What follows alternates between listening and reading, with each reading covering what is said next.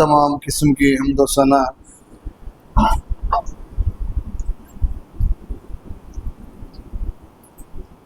وہ تمام کی تمام بڑائیاں وہ کل عبادات خالق کائنات مالک ارض و سما کی لائق اور اسی کے لیے زیبا ہے اس اللہ وحدہ لا شریک لہ کے لیے جو اکیلا ہم سب کا خالق و مالک اور ہمارا حاکم ہے۔ اللہ وحدہ لا شریک لہ کی بے شمار درود و سلام رحمتیں برکتیں اللہ کے تمام برگزیدہ بندوں پر، بالخصوص ہم کروڑ کروڑ درود و سلام کا نذرانہ پیش کرتے ہیں سرور کائنات احمد مجتبیٰ محمد مصطفیٰ صلی اللہ علیہ وآلہ آلہ وبارک وسلم کی خدمت اختصاص۔ حضرات گرامی قدر، ہمارے درس کا جو عنوان چل رہا تھا کیا تھا وہ؟ آپ میں سے کوئی بتائے تاکہ مجھے بھی تھوڑی مدد ملے تقریر کرنے میں۔ پچھلے 2-3 دروس سے ہم کس عنوان پر بات کر رہے تھے؟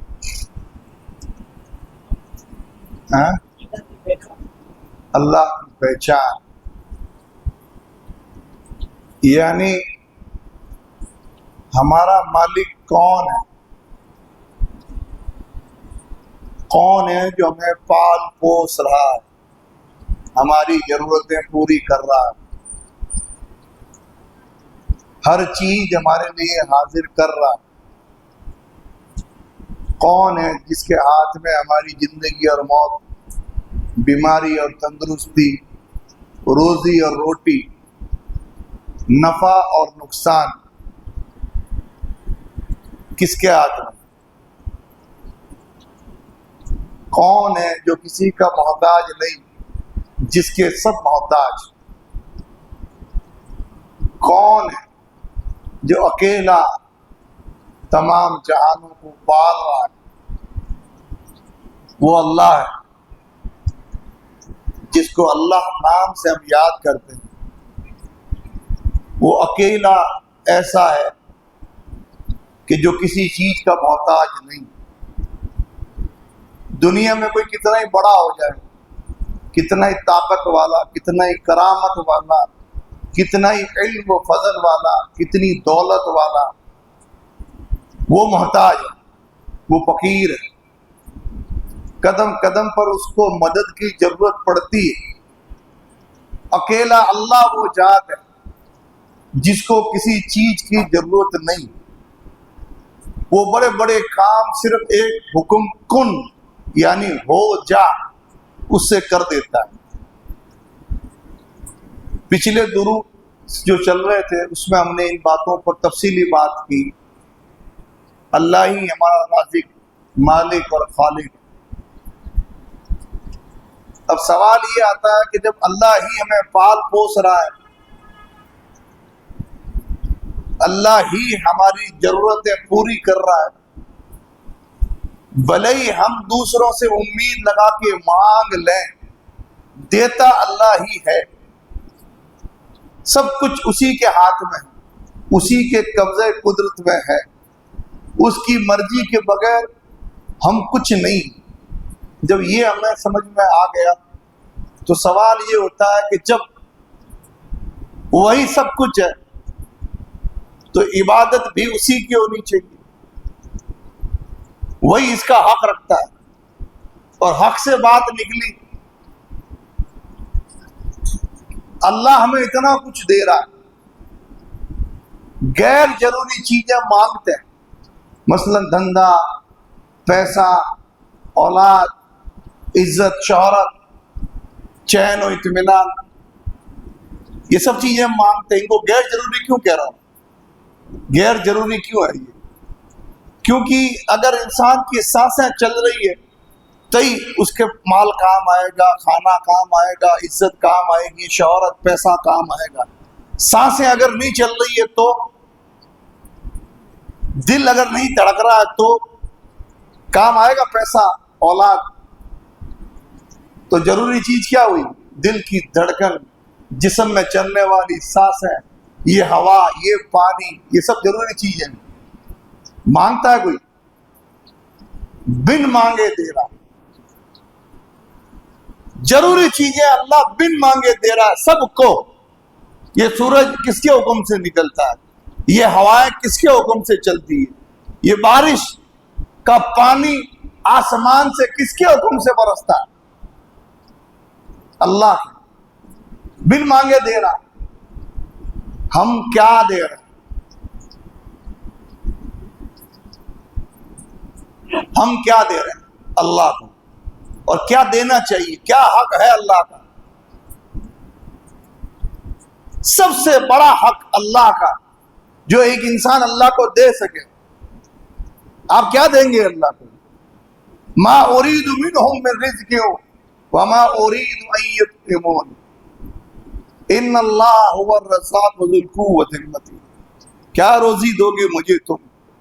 کیا مجھے تم کھلاؤ گے؟ اللہ کہتا ہے میری تمنا نہیں ہے کہ تم سے روزی مانگو، تم سے کھانا مانگو، ارے میں خود رزاق ہوں، تم میری لاکھوں مخلوق میں سے ایک مخلوق ہو جسے میں پال رہا ہوں۔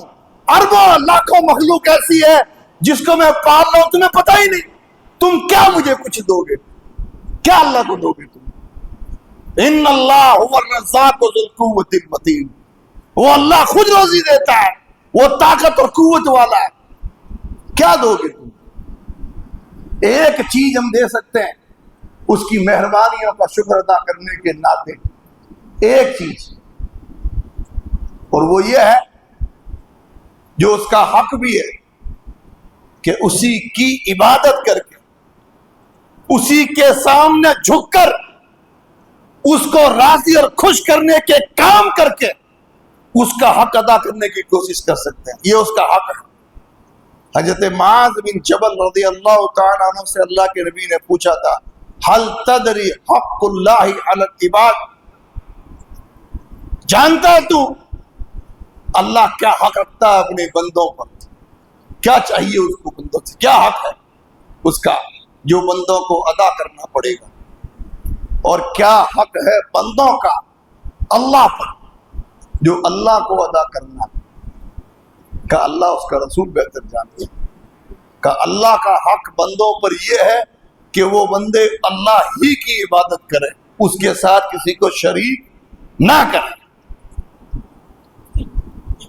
اور بندوں کا حق یعنی ہمارا اس رب پر حق ہے کہ ہم اگر اس کے ساتھ شرک نہ کریں تو وہ ہمیں عذاب نہ دے، یہ اس کا حق ہے۔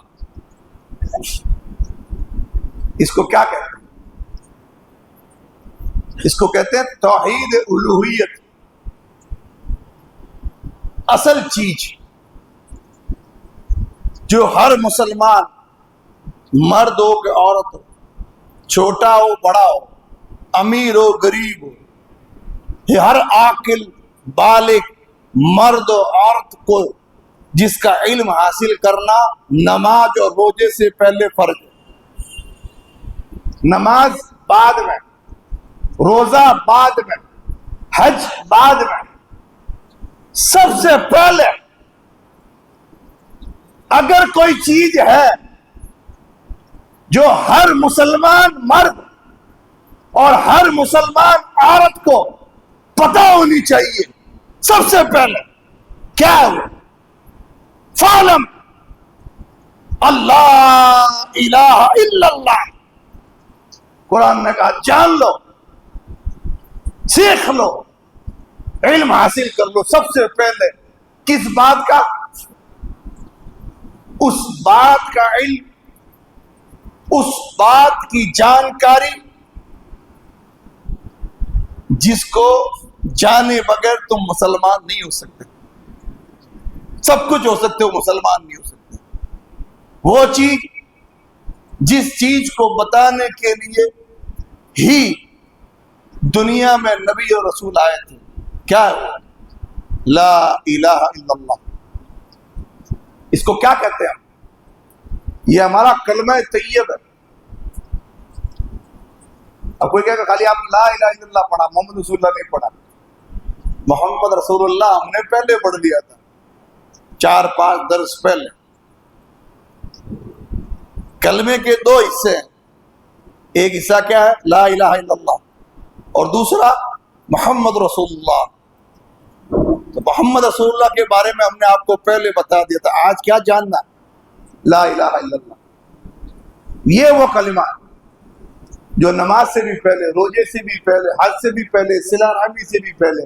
ایک آدمی لاکھوں نماز پڑھ لے، پورے سال حج روزہ رکھ لے، ہر سال حج کر لے، صلہ رحمی، رشتہ داروں سے محبت، صدقہ، خیرات، اچھائی، نرمی، اخلاق، کردار سب ٹھیک کر لے، اور لا الہ الا اللہ کو نہ سمجھے، ایک بھی نیکی قبول نہیں. ایک بھی نیکی. لا الہ الا اللہ سب سے پہلے ضروری ہے. قرآن نے کیا کہا؟ وَلَذِكْرُ اللَّهِ اکبر. یہ قرآن کیا ہے؟ اللہ کا ذکر سب سے اونچا، سب سے بڑا، سب اس کے بعد. سب سے بڑی چیز کیا ہے؟ قرآن نے کہا اللہ کا ذکر. اور میرے آپ کے نبی نے کیا کہا اس آیت کی روشنی میں؟ کہ اللہ کا ذکر سب سے بڑا، اور ذکر میں لا الہ الا اللہ سب سے اونچا. افضل الذکر لا الہ الا اللہ. قرآن نے کہا اللہ کا ذکر سب سے اونچا، سب سے بڑا، اور نبی نے کہا ذکر میں سبحان اللہ بھی ذکر ہے، الحمدللہ بھی ذکر ہے، لا حول ولا قوت الا باللہ بھی ذکر ہے. یہ سب ذکر ہے، لیکن ان سب میں سب سے اونچا ذکر کیا ہے کہ جس کو ہمہ وقت پڑھنا ہے؟ وہ ہے لا الہ الا اللہ. افضل الذکر. اس کو قرآن نے کہا جانو، اس کا علم حاصل کرو. سب سے بڑی چیز یہی، سب سے پہلے یہی. امام البخاری رحمۃ اللہ علیہ نے باب باندھا بخاری کے اندر، علم عمل سے پہلے. عمل کہتے ہیں کچھ کرنے کو. نماز عمل ہے، روزہ عمل ہے، حج عمل ہے، لا الہ الا اللہ محمد رسول اللہ پڑھنا عمل ہے، سبحان اللہ پڑھنا عمل ہے. یہ سب عمل ہے. باب باندھا. کچھ کرنے سے پہلے کچھ سیکھو، علم حاصل کرو. ہر آدمی مفتی قاری نہیں بن سکتا، عالم فاضل نہیں بن سکتا، لیکن ہر آدمی، ہر عورت پر فرض ہے کہ سب سے بنیادی جانکاری اس کو ہونی چاہیے، اور سب سے پہلے جو جانکاری حاصل کرنی ہے وہ لا الہ الا اللہ کی جانکاری ہے. امام البخاری نے اسی آیت کو نقل کیا کہ لا الہ الا اللہ بعد میں کہا، فعلم پہلے کہا. جان لو کہ اللہ کے سوا کوئی عبادت کے لائق نہیں. اس کا علم حاصل کرو. یہ ضروری کیوں ہے؟ دنیا میں آدمی کئی طرح کا علم حاصل کرتا ہے. بچیاں بھی کرتے ہیں، بچے بھی کرتے ہیں، لاکھوں کروڑوں روپے انویسٹ کیے جاتے ہیں علم حاصل کرنے کے. ڈاکٹری ہے، انجینئرنگ ہے، لیکن کیا حاصل کر لیا؟ سارا کچھ جان لیا، بڑا ٹیچر، بڑا انجینئر، بڑا ڈاکٹر بن گیا، لیکن اتنا پتہ نہیں کہ جھکنا کس کے سامنے، ماتھا کس کے سامنے ٹیکنا ہے، دعائیں کس سے مانگنی ہے، مالک کون ہے، اتنا پتہ نہیں. بڑے بڑے ڈاکٹر اور پتھر کی مورتی گاڑی ہوئی، روز صبح شام اگربتیاں کرتے ہیں اس پر. یہ علم کام آئے؟ سب کچھ حاصل کر لیا اور یہ پتہ نہیں کہ معبود کون ہے. لا الہ الا اللہ کا مطلب کیا ہے؟ یقین جانیے سب کچھ پھیل ہے. اس کی اہمیت آپ کو بتاؤں، اس کلمے کی، جس کو مسلمان نہیں جانتے. ایک مجلس میں لاکھ بار پڑھ لیتے ہیں کہ کلمہ طیبہ کا ورد ہوگا. میتوں پر کلمے پڑھتے ہیں، گٹھلیوں پر، بیجوں پر، گگوں پر، کیا کیا چیزیں. 1,00,000 بار لا الہ پڑھ لیا، لیکن معنی، مطلب، مفہوم پتہ ہی نہیں. کسی کو کہتے ہیں گواہی دو لا الہ کی، نہیں دے پائے گا، پتہ ہی نہیں ہے لا الہ الا اللہ کیا ہے. تو نمازیں بھی کام کی نہیں ہے، یقین جاننا ہے آپ. اس کی اہمیت کا اندازہ لگائیں قرآن میں. سورہ آل عمران میں اللہ تعالیٰ فرماتا ہے شہید اللہ انہ لا الہ الا والملائکۃ واولو العلم قائما بالقسط. قرآن کہتا ہے کہ اللہ گواہی دے رہا ہے خود کہ میرے سوا کوئی عبادت کے لائق نہیں. فرشتے گواہی دے رہے ہیں اور علم والے جانکار لوگ گواہی دیتے ہیں کہ اللہ کے سوا کوئی عبادت کے لائق نہیں. کتنی اہمیت ہوگی. اللہ خود گواہی دے رہا ہے اس کلمے کی. مسلمان نہیں جانتا کلمے کا مطلب. اور آگے آیا دنیا میں پہلے نبی آدم، پہلے رسول نوح، آخری نبی اور رسول محمد مصطفیٰ جن کا ہم نے کلمہ پڑھا. نمازیں الگ الگ تھی نبیوں کی، روزے الگ الگ تھے، حج کے طریقے الگ تھے، حلال و حرام نبیوں کے الگ تھے. کسی نبی کی شریعت میں اونٹ حرام تھا تو کسی کے حلال تھا، چربی حرام تھی تو کسی کے حلال تھی، مال غنیمت حرام تھا تو کسی کے حلال تھا. طریقہ عبادت کا اور حلال حرام کے احکام الگ الگ تھے، لیکن ایک چیز تھی جو تمام نبیوں کے ساتھ کامن تھی. ہر نبی نے اپنی قوم کو سب سے پہلے جو دعوت دی یہی کہا یا قوم اعبدوا اللہ ما لکم من الہ غیرہ. اے میری قوم یہ جان لو اللہ کے سوا کوئی عبادت کے لائق نہیں. یہ جان لو اس بات. قرآن نے کہا وَلَقَدْ بَعَثْنَا فِي كُلِّ أُمَّةٍ رَسُولًا. ہم نے ہر امت میں، ہر بستی، ہر قریے، ہر قوم، ہر برادری، ہر علاقے میں، ہر دور میں ہم نے رسول بھیجا، نبی بھیجا. نبی نے، رسول نے اپنی قوم کو، اپنی امت کو سب سے پہلے اسی بات کی تلقین کی. وَمَا أَرْسَلْنَا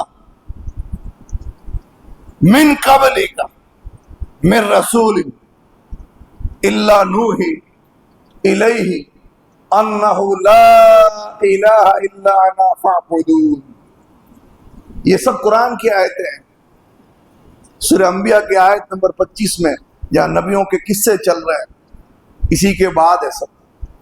پہلے یہ بتا دیا کہ دیکھ لو، تم سنتے ہوں گے کہ نوح علیہ السلام بھی تھے، ابراہیم بھی تھے، اسحاق بھی تھے، اسماعیل بھی تھے، زکریا بھی تھے، یحییٰ بھی تھے، عیسیٰ بھی تھے، اور ان سب کے امام محمد مصطفیٰ بھی تھے.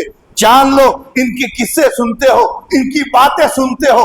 ان تمام نبیوں نے، ان تمام رسولوں نے سب سے پہلے جس چیز کی تبلیغ کی، جس چیز کو سمجھایا، جس چیز کو لوگوں کے سامنے پیش کیا، یہ وہی کلمہ تھا جو کلمہ محمد مصطفیٰ نے کوہ صفا پہ کھڑے ہو کے کہا تھا یا ایھا الناس قولوا لا الہ الا اللہ.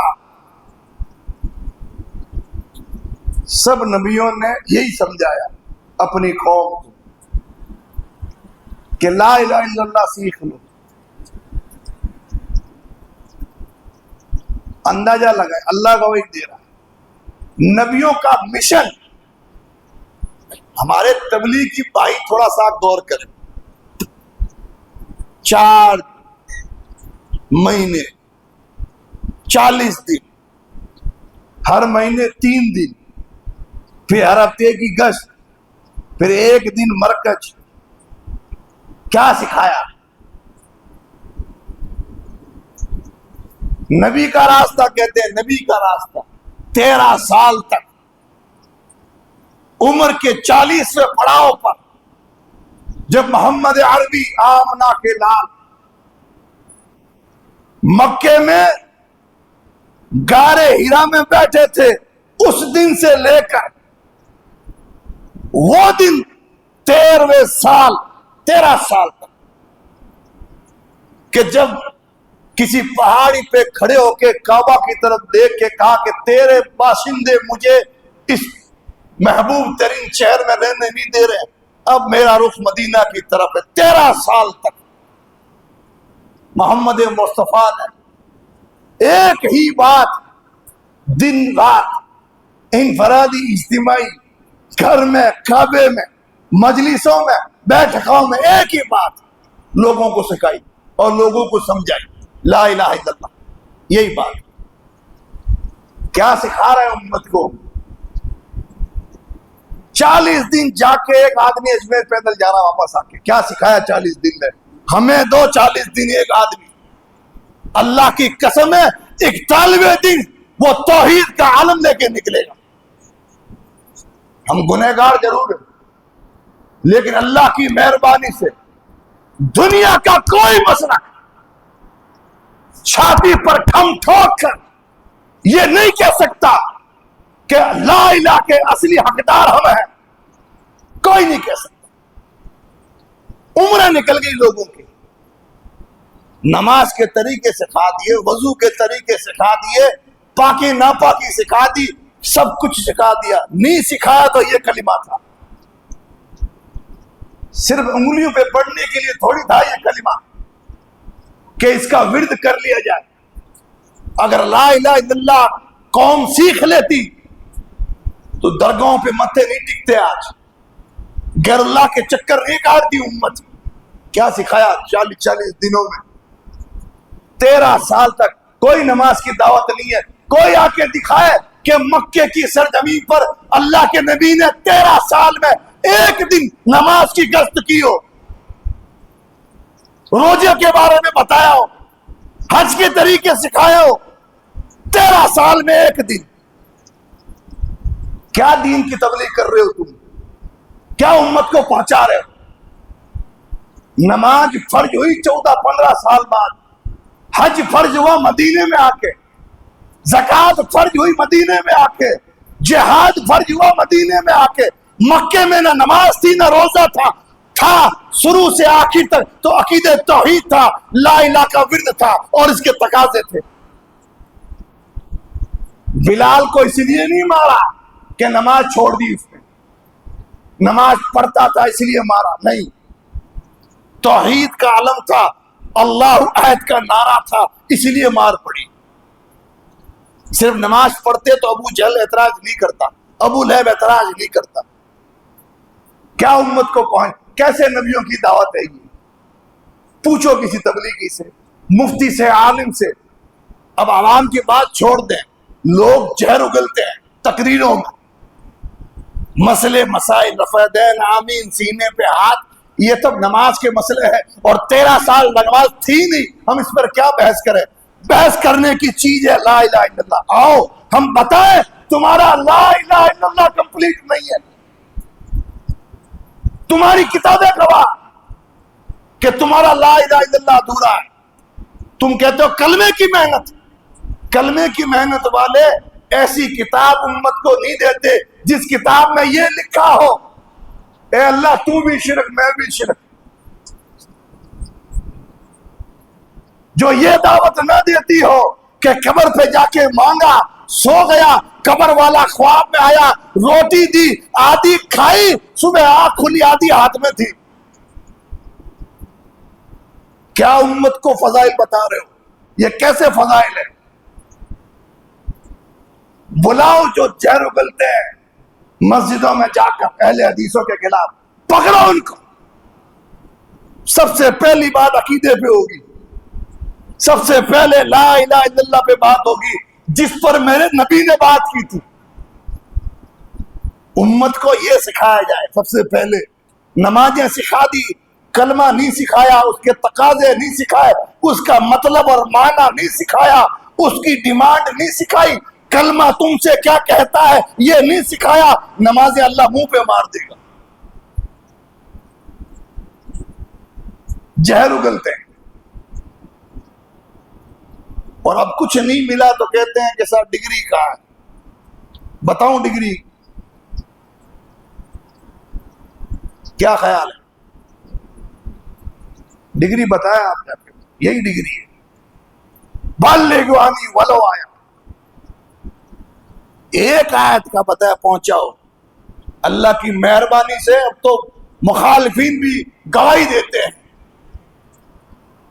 حقیقت توحید کا بیان ہم ہی کرتے ہیں، یہ اللہ کی مہربانی، یہ نبیوں کا مشن تھا۔ جو اللہ نے ان کو دیا کہ سب سے پہلے جو سکھانے کی چیز ہے وہ ہے عقیدہ توحید، اور عقیدہ توحید کلمہ لا الہ الا اللہ، یہ ہے عقیدہ توحید۔ اور آپ دیکھیں اللہ کی گواہی، نبیوں کا مشن، حضرت نوح علیہ السلام دنیا میں اللہ کے پہلے رسول ہیں، انتقال کا وقت آیا، بیٹے کو بلایا، رشتہ داروں کو بلایا، کہا بیٹا میں تجھے لا الہ الا اللہ پڑھنے کی، اس پر جمنے کی تلقین کرتا ہوں، وصیت کرتا ہوں، قائم رہنا، اس پر کچھ بھی ہو جائے لا الہ الا اللہ پہ قائم رہنا، چھوڑنا مت، اور جان لے کہ یہ کلمہ جو بتایا یہ چھوٹی چیز نہیں ہے، ساتوں آسمان کو دیکھے باہر جا کر، نگاہیں ختم ہو جائے گی، آسمان کی باؤنڈری نظر نہیں آئے گی کہ یہ آسمان کی حد ہے، اس کے بعد آسمان ختم۔ یہ ایک آسمان کی مثال ہے، کتنا لمبا کتنا چوڑا، 7 آسمان، پھر زمین پہ دیکھیں چٹیل میدان میں کھڑے ہو کے نگاہ نہیں پہنچے گی وہاں تک، زمین ہے، پھر ایک نہیں 7 زمین، ایک ترازو کے پلڑے میں، ترازو ہوتا ہے تولنے کے لیے، ایک پلڑے میں 7 زمین اور 7 آسمان، اور ایک پلڑے میں لا الہ الا اللہ۔ اللہ کی قسم یہ کلمہ ماری ہوگا، کیا سمجھا ہم نے کلمے کو؟ یہ ہے اس کا وزن۔ اور کیا کہا؟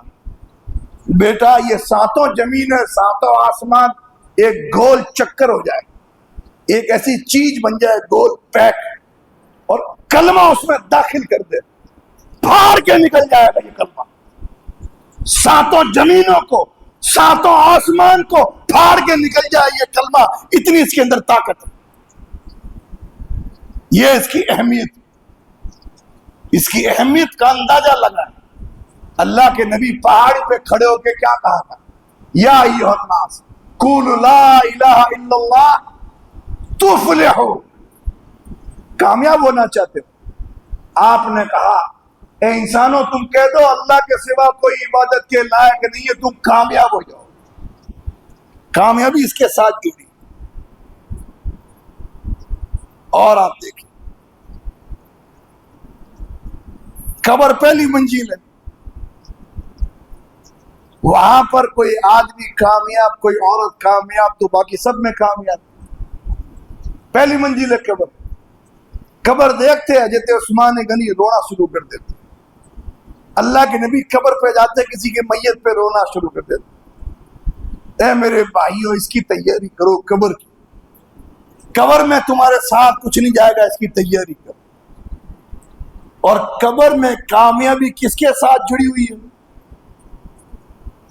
سوال پوچھے جائیں، اللہ کون، رب کون، نبی کون، دین کیا، جواب کس کو یاد آئیں گے؟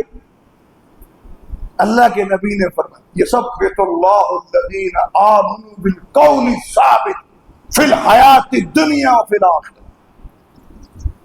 جو اس کلمے پر مضبوط قائم رہے گا، لا الہ الا اللہ پر، قول ثابت، یہ کلمہ اللہ اس کو دنیا میں بھی ثابت رکھے گا اور قبر میں بھی ثابت رکھے گا۔ اس آیت کو دلیل بنا کے اللہ کے نبی نے قبر کا منظر بتایا، یعنی لا الہ الا اللہ کے بارے میں جس کو جانکاری ہوگی، جو لا الہ الا اللہ کے مطابق عمل کرے گا، جو لا الہ الا اللہ کو دل میں اتارے گا، وہ قبر میں کامیاب۔ قبر کے بعد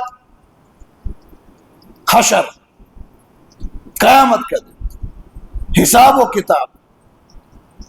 اب سارے گناہ لے کے آدمی آ جائے، گنہگار، کتنے گناہ، کئی بار سنی ہوگی حدیث، گناہ لکھے جاتے ہیں، آپ نے گالی دی لکھا گیا، دل دکھایا کسی کا لکھ دیا اللہ نے، چوری کی لکھ دیا، جھوٹ بولا لکھ دیا، کسی کا مال کھایا اللہ نے لکھ دیا، تم بھول گئے اللہ نہیں بھولے گا۔ اس لیے کہا جاتا ہے گناہ کرنے سے پہلے ڈرو، بولنے سے پہلے ڈرو، دل دکھانے سے پہلے ڈرو، سب لکھا جا رہا۔ بتایا گناہ اتنے لکھے، اتنے گنہگار، اتنا گنہگار کہ کتاب تیار ہو گئی، رجسٹر تیار ہو گئی۔ اور رجسٹر یہ 220-300 پیج کی کاپی نہیں، ایک رجسٹر کتنا لمبا، میدان میں کھڑے ہو کے دیکھو، جہاں نگاہ پہنچے گی وہاں تک لمبا، اتنا لمبا رجسٹر گناہوں کا، جہاں تک نگاہ جا رہی وہاں تک اس کی لمبائی۔ اور ایسے 99 رجسٹر بھرے ہوئے گناہوں سے، کتنا بڑا گنہگار ہوگا۔ اللہ پوچھے گا اتنے سارے گناہ تیرے ہی ہیں؟ اللہ میرے ہی۔ فرشتوں نے کوئی گڑبڑ تو نہیں کی کہ تم نے گناہ نہیں کیا، انہوں نے مرضی سے لکھ دیا؟ نہیں اللہ، ایسا نہیں۔ فرشتے تیری نافرمانی تھوڑی کرتے، جو ہم نے گناہ کیے وہی لکھے۔ مانتا ہے سب گناہ؟ اللہ سب گناہ مانتا ہے۔ چل نیکی لا، اللہ نیکی تو نہیں، اتنے گناہ، اب اللہ کیا نیکی کام آئے؟ ایک رجسٹر ہوتا تو سوچتا کہ کچھ نیکی بھی پیش کر دوں، اتنے لمبے لمبے گناہوں کے رجسٹر، وہ بھی 99۔ اب تو اللہ کوئی سہارا نہیں ہے تیرے سوا، کون بچائے گا جہنم سے؟ کوئی نیکی کام نہیں ہے۔ اللہ کہے گا مایوس مت ہو، او کما قال، ایک نیکی ہے ابھی تک جو خالص دل سے مضبوطی سے تو نے ادا کی تھی دنیا میں ہمارے پاس، وہ لے دیتے ہیں تجھے۔ چل ترازو میں ایک طرف تیرے گناہ رکھ دیتے ہیں، یہ پرچی لیا نیکی کی تیری ایک نیکی، دوسرے پلڑے میں رکھ دے اور تول لے، گناہ زیادہ ہے کہ نیکی بڑی؟ اللہ ایک پرچی، مذاق کرتا ہے اللہ، ایک پرچی، اتنے بھاری رجسٹر گناہوں کے، ایک پرچی کیا کام آئے؟ کہ لے جا تو صحیح، چیک تو کر لے۔ اللہ کوئی مذاق تھوڑی کرتا ہے، لے جا، وہ لے جائے گا۔ پرچی رکھے گا ترازو کے دوسرے پلڑے میں، ادھر گناہ، جیسے ہی پرچی رکھے گا گناہ کا پلڑا ہلکا ہو کے اوپر ہو جائے گا اور وہ پرچی کا پلڑا نیچے ہو جائے گا۔ حیران، ایسی کون سی نیکی تھی جس نے گناہ ہلکے کر دیے؟ کھول کے دیکھے گا، یہی کلمے کی گواہی، لا الہ الا اللہ محمد رسول اللہ کی گواہی ہوگی، جو تمام گناہوں پہ بھاری پڑے گی۔ آپ بھی کہہ سکتے ہیں، میں بھی کہہ سکتا ہوں، ہم بھی تو دن بھر پڑھتے ہیں لا الہ الا اللہ محمد رسول اللہ، ہماری بخشش ہو جائے گی؟ تم لا الہ پڑھتا ضرور ہے، مطلب پتہ نہیں، معنی پتہ نہیں، اس کے تقاضے کیا ہے پتہ نہیں، کلمہ پڑھنے کے بعد کون سی چیز چھوڑنی ہے وہ پتہ نہیں، تو یہ کام نہیں آئے گا۔ گٹھلیوں پہ پڑا ہوا کلمہ کام نہیں آئے گا۔ کون سا کلمہ کام آئے گا؟ فعلم، اللہ کے نبی علیہ السلام نے فرمایا، حضرت عثمان کہتے ہیں، من مات وهو يعلم انه لا الہ الا اللہ دخل الجنہ، او کما قال، جو علم رکھتا تھا، جو جانتا تھا کہ لا الہ الا اللہ کا مطلب کیا ہے، وہ جائے گا جنت۔ کلمے کا فائدہ جنت مل رہی ہے، بہت سارے فائدے ہیں۔ ایک فائدہ اور بتا دیتا ہوں آپ کو، پھر اس کا مطلب بتاؤں کہ آخر ہے کیا یہ کلمہ اور ہم نے کیا سمجھا اس کو۔ حضرت ابو ہریرہ جانتے، محدث امت ہے، اور ظالموں نے ان کو بھی فقیہ ماننے سے انکار کیا۔ صحابی رسول توہین کرتے ہیں، فقیہ نہیں تھے، فقیہ کہتے ہیں دین کے جانکار کو۔ ابو ہریرہ فقیہ نہیں تھے تو دنیا میں کوئی فقیہ پیدا ہی نہیں ہوا۔ یہ ہے ان کا مسئلہ۔ ابو ہریرہ نے میرے نبی سے پوچھا، من اسعد الناس شفاعتی کا یوم القیامت یا رسول اللہ، اے اللہ کے رسول، قیامت کے دن جب حساب و کتاب ہوگا آپ کی سفارش کس کے کام آئے؟ آپ کس کی سفارش کرو گے؟ کہ اللہ یہ میرے ہیں ان کو بخش دے. سفارش کا مطلب کیا ہوتا ہے؟ میں اس کی سفارش کروں، میرا بچہ ہے بھائی جان، اسکول میں، گھر میں، دندے میں، تھوڑا دھیان رکھنا، یہ میرا آدمی ہے، اس کو کہتے ہیں سفارش. اللہ کے نبی آپ کس کی سفارش کریں گے؟ کون اپنا ہوگا؟ اب یہاں سے لے کے جائیں آپ، کون نبی کا کون پرایا. سفارش تو اپنوں کی ہوتی، پرائیوں کی سفارش نہیں ہوتی. اے نبی قیامت کے دن آپ کس کی سفارش کریں گے؟ نبی نے کہا ابو ہریرہ مجھے پتا تھا سب سے پہلے تو پوچھے گا، تیری محبت میری حدیث سے مجھے پتا ہے، تو پوچھے گا کس کی سفارش کریں گے؟ آپ نے فرمایا اسعد الناس بشفاعتک یوم القیامت من قال لا الہ الا اللہ خالصا. یہ ہمارے نصیب ہے، اللہ کے نبی نے کھول دی. نبی ہمارے، ہم نبی کے. آپ نے فرمایا جس نے خالص دل سے، پیار طریقے سے، دل کی گہرائی سے، جس نے کہا اللہ کے سوا کوئی عبادت کے لائق نہیں، میں اس کی سفارش کروں گا قیامت کے دن، وہ میرا اپنا ہے. کون کہتا ہے دنیا میں سب سے زیادہ زور توحید پر کون دیتا ہے؟ لوگ کہتے ہیں صاحب گھوم پھر کے آپ ہر 2-4 درس بعد میں یہی باتیں لاتے ہیں. میرے نبی نے 23 برس تک اسی کا ورد کیا، اسی کا ورد. مدینے میں آ کے چھوڑا تھوڑی، مدینے میں دوسری چیزیں جوڑ دی، نماز جوڑ دی، روزہ جوڑ دیا، اس کو نہیں چھوڑا. اینڈ تک یہی چیز. انتقال ہو رہا تھا تو کیا کہہ رہے تھے؟ سبحان اللہ الہ الا اللہ ان للموت لسکرات. آخری کلمہ میرے نبی کی زبان پہ یہی تھا. کیوں بیان نہیں کریں اس کا؟ تو میرے بھائیوں اور دوستوں یہ کلمہ ہے کیا جس پر اسلام نے اتنا زور دیا؟ لا الہ الا اللہ کیا ہے؟ ترجمہ سب کو پتا. تبلیغ والے بیچارے ترجمہ بتاتے ہیں، کلمہ سکھاتے ہیں، کیونکہ مسلمانوں کا حال تو یہ ہے کلمہ پڑھنا نہیں آتا. لیکن کلمے کا مفہوم، معنی، تقاضے، ڈیمانڈ کہ کلمہ پڑھنے کے بعد کرنا کیا ہے، چھوڑنا کیا ہے، یہ نہیں بتاتے. لا الہ الا اللہ، اللہ کے سوا کوئی عبادت کے لائق نہیں، یہ ہے اس کا مطلب. اب اس کا مفہوم کیا ہے وہ سمجھیں. پہلے کہا لا، پھر کہا الہ. اس کا مطلب ہے نہیں ہے کوئی عبادت کے لائق.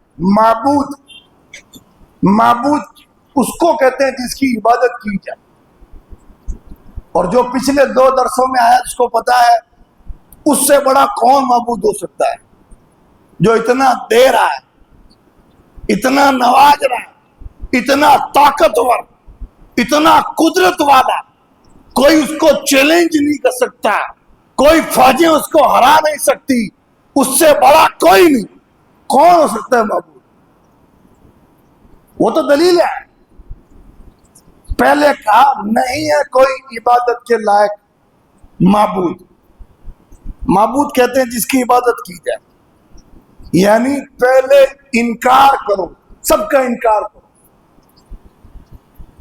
امام ابن تیمیہ، ابن قیم، شیخ محمد بن عبد الوہاب، بڑے بڑے علماء، وہ کہتے ہیں کہ کوئی آدمی یہ کہہ دے کہ صرف اللہ کی عبادت، کلمہ نہیں سمجھا، پورا نہیں ہوا. کوئی یہ کہہ دے کسی کی عبادت نہیں، صرف اتنا کہہ دے، کلمہ پورا نہیں ہوا.